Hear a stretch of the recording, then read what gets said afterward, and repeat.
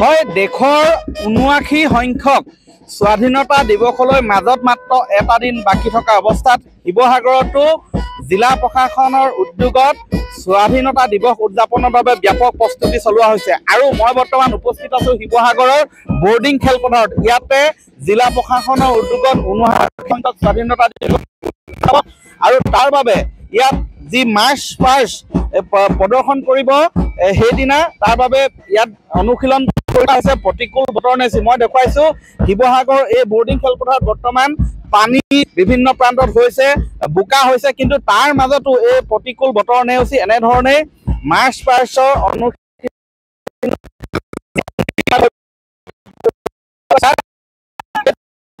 আজি অন্তিম অনুশীলনত ব্যস্ত হৈছে। এনেধৰণে কালিৰ পৰা শিৱসাগৰ জিলাৰ ভিন্ন প্ৰান্তত বৰষুণ আৰু এই বৰষুণ নেওচি এনেধৰণেই মই দেখুৱাইছো যে তেওঁলোকে আজি অন্তিম ব্যস্ত হৈ পৰিছে।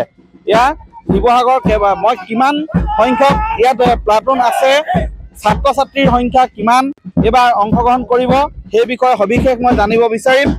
দাদা, এইবাৰ বতৰ যথেষ্ট বেয়া, তাৰ মাজতে বৰ্তমান আমাৰ ৫০০ মানে প্ৰায় কণ্টিজেণ্ট কৰি আছে।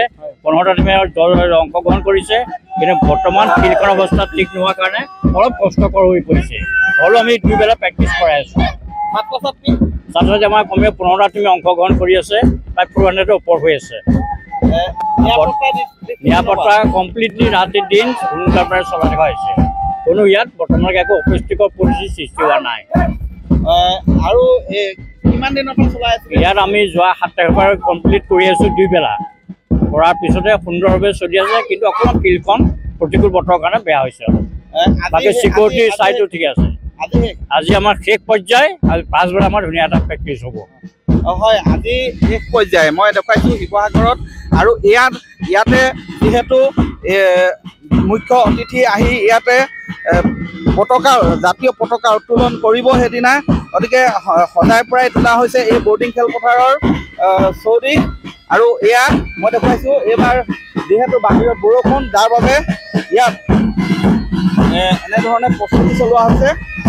এয়া শিৱসাগৰৰ এই ঐতিহাসিক বৰ্ডিং খেলপথাৰতো উদযাপন কৰা হ'ব ৭৯ সংখ্যক স্বাধীনতা দিৱস। আৰু তাৰ বাবে আজি এনেধৰণে অন্তিম পেৰেডৰ তথা মাৰ্চ পাষ্টৰ অন্তিম অনুশীলনত ব্যস্ত হৈছে আৰক্ষী তথা বিভিন্ন বেটেলিয়নসমূহ আৰু হোমগাৰ্ড ছাত্ৰ ছাত্ৰীসকল। আপুনি বিচৰা বাতৰি পাব কেৱল নিউজ 18 এপত। নিউজ 18 এপ ডাউনলোড কৰিবলৈ স্কেন কৰক এই QR কোড। গুগল প্লে ষ্টৰতো পাব এই নিউজ 18 এপ।